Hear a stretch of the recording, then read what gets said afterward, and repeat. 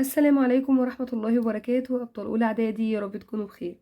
النهاردة إن شاء الله نحل آخر اختبار معانا من كتاب الامتحان صفحة 76. ما تنساش إن شاء الله بعد الفيديو ده ينزل لك فيديو حل تدريبات عامة على الفصل الدراسي الثاني من كتاب المدرسة. قبل ما نبدأ ياريت اللايك والكومنت وشير لأصحابك واشتراك لو لسه جديد معانا. ونقول مع بعض أول سؤال. الخريطة: مدينة مكتظة بالسكان هنا في مصر يبقى مدينة القاهرة. ركز بقى معايا. طب افرض جه هنا كده في نيجيريا وشاور لك هنا كده، يبقى دي مدينة لاجوس. رقم 2، هنا مسطح مائي، ده المحيط الهندي.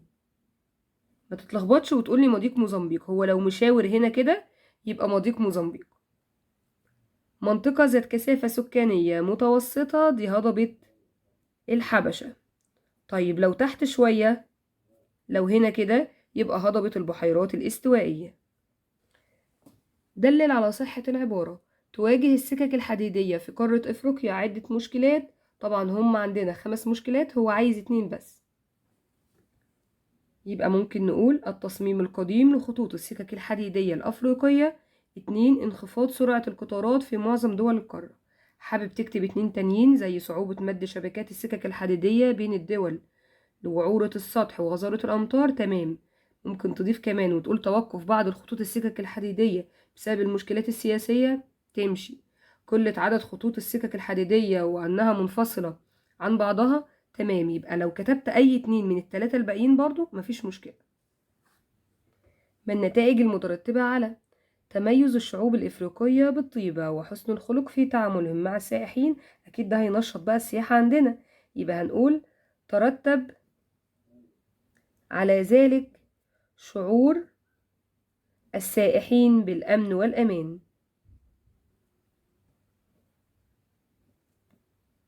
اختر الإجابة الصحيحة مما بين القوسين. المدينة التي اتخذها محمد علي عاصمة للسودان هي الخرطوم. ارتبطت المرحلة الثانية للاستعمار الأوروبي لإفريقيا بالثورة الصناعية اللي كانت أصلا في دولة بريطانيا. أي من الدول الآتية تحتل المركز الأول في الإنفاق على البحوث الزراعية؟ هي مصر. قارن بين الإصلاحات الإدارية بالسودان في عهد سعيد باشا والخديوي إسماعيل. عهد سعيد باشا قسم السودان إلى 5 مديريات مستقلة تتبع كل منهما نظارة الداخلية بالقاهرة مباشرة. 2، عزل الموظفين المعروفين بسوء المعاملة وأمر مدير الأقاليم بحسن معاملة الأهالي. 3، أنشأ المجالس العرفية من شيوخ القبائل ورؤساء العشائر. أما في عهد الخديوي إسماعيل قسم السودان ل12 مديرية لكل منها عاصمة، وكمان أنشأ 5 محافظات على الساحل الشرقي لإفريقيا. ما المقصود بالتعدين المستدام؟ هو إدارة الموارد المعدنية بطريقة تحقق التوازن بين الاحتياجات البيئية والاجتماعية والاقتصادية للأجيال الحالية والقادمة. أما تعريف الهرم السكاني: رسم بياني يوضح توزيع السكان حسب النوع، أي الذكور والإناث اللي هو تركيب نوعي، وحسب الفئات العمرية اللي هو التركيب العمري. اكتب كلمة صواب أو خطأ مع ذكر السبب في الحالتين. وأنا قلت لك ركز على السؤال ده كويس جدا لأنه ممكن يجيبه في بعض المحافظات. قام الأمير عبد القادر الجزائري. يعني إيه السؤال ده؟ يعني لو صح هتقول صح ليه، ولو غلط هتقول غلط ليه. يعني مثلا الصح هتقول صح ليه، تكتب تحتيها، ولو غلط هتصلح الكلمة الغلط بس هتكتب الجملة كلها كاملة. يبقى قام الأمير عبد القادر الجزائري بتنظيم المقاومة بالجزائر واتخذ من مدينة كسلة مركز لها. طبعا ده خطأ، بس انت طبعا هتكتب خطأ بالعربي. يبقى هنكتب الجملة كلها تاني، بس بدل مدينة كسلة هنقول مدينة بسكرة. يشكل الرعي أساس الاقتصاد في المناطق الجافة وشبه الجافة. الكلام ده صح جدا. ليه بقى؟ لأنه يوفر فرص عمل لأغلبية سكان غرب ووسط أفريقيا. شهدت مصر توسعا منظما في أفريقيا في عهد عباس الأول؟ لا طبعا، لأن أكبر توسع كان في عهد الخديوي إسماعيل. طبعا هقول تاني، انت لما تصوب لو جالك السؤال ده مش هتكتب الكلمة الغلط بس، هتكتب الجملة كلها كاملة بس بعد ما تعدل فيها الكلمة الغلط. تعد الصناعات الغذائية من أنواع الصناعات التحويلية الثقيلة؟ لأ طبعا. طبعا هتكتب الجملة كلها كاملة، بس تيجي عند الثقيلة وتعملها التحويلية الخفيفة. حدد مصداقية العبارة، موضح السبب، يعني هتقول العبارة صادقة ولا غير صادقة. بيقولك تعاني إفريقيا من انتشار الأمراض، أيوة طبعا ده فيها كتير جدا، يبقى عبارة صادقة. حيث يوجد بها، وتقول الأمراض بقى: مرض النوم والإيدز والملاريا والسكري والقلب والأوعية الدموية وسوء التغذية والسرطان، كل دي أمراض موجودة عندنا. ما العلاقة بين الموقع الاستراتيجي والنقل المائي؟ حيث أدى الموقع الاستراتيجي لقارة إفريقيا إلى تحكمها في ممرات مهمة تستخدم في النقل والتجارة، مثل قناة السويس ومضيق موزمبيق.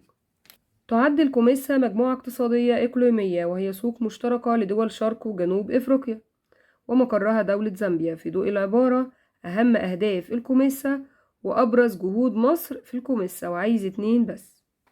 أول حاجة هنقول أهداف الكوميسا: 1. تعزيز التجارة بين الدول الأعضاء والتكامل الاقتصادي بإنشاء سوق مشتركة وتشجيع الاستثمار في الدول الأعضاء. جهود مصر بقى في الكوميسا: رقم 1، وضع خطة تنموية لدول التكتل تحقق أهداف أجندة إفريقيا 2063. 2. إطلاق مبادرة تعزيز التكامل الصناعي الإقليمي تحت شعار صناعة في الكوميسا. 3. إنشاء مشروعات بنية تحتية مشتركة مثل الربط الكهربائي بين مصر والسودان. رقم 4. إطلاق أكاديمية الكوميسا للأعمال الإلكترونية لدعم التحول الرقمي. طبعا دول 4، اكتب منهم أي 2 انت عايزه، بس أنا زي ما قلت لك لو انت حافظ بزيادة اكتب واحدة أو اكتبهم ال4 عادي، مفيش مشكلة. أهمية كل من الحديد والفوسفات: أول حاجة الحديد يستخدم في صناعة الصلب ووسائل النقل، أما الفوسفات في صناعة الأسمدة والمنظفات. بما تفسر تعاني إفريقيا من انخفاض حركة السياحة، يعني معوقات السياحة. هنقول بسبب: 1. الظروف المناخية السيئة في العديد من دول القارة. 2. كثرة الأمراض والأوبئة في بعض المناطق. 3. ضعف شبكة النقل والمواصلات والبنية التحتية. 4. تعرض بعض الدول لأزمات ونزاعات عسكرية وسياسية.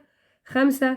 تحدث الكثير من السكان المحليين بلهجات محلية وعدم إجادة اللغة الإنجليزية. كده نبقى خلصنا آخر اختبار معانا.